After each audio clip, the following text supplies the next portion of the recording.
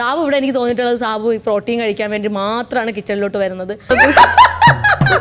ഭക്ഷണം വിളമ്പുമ്പോൾ പോലും സാബുമാൻ എപ്പോഴും പ്രോട്ടീൻ അതായത് കൂടുതൽ വേണം എന്ന് ചോദിച്ചു വാങ്ങാറുണ്ട്.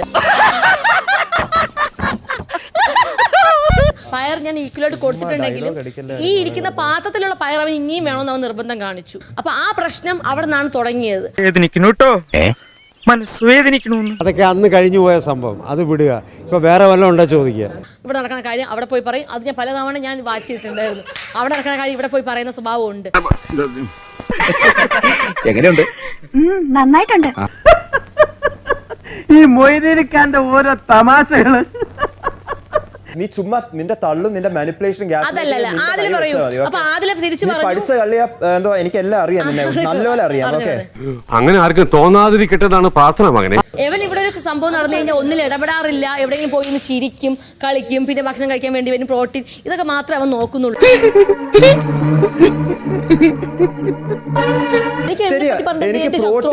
പ്രോട്ടീൻ ഇഷ്ടമാണ്. പ്രോട്ടീൻ ഇഷ്ടമാണ്.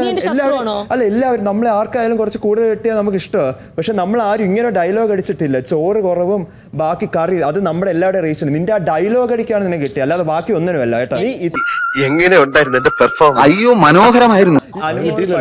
അനുമോള് കട്ടയ്ക്ക് ട്രെയിൻ ചെയ്തിട്ട് വന്നായിരിക്കും. എനിക്കറിഞ്ഞൂടെ PR ടീമാണ് എന്തോ ആണ് എന്ന്. സജി, വീട്ടിൽ തന്നെ ഇരുന്നാ മതി, നീ പുറത്തോട്ടൊന്നും ഇറങ്ങാൻ നിക്കണ്ടാട്ടാ.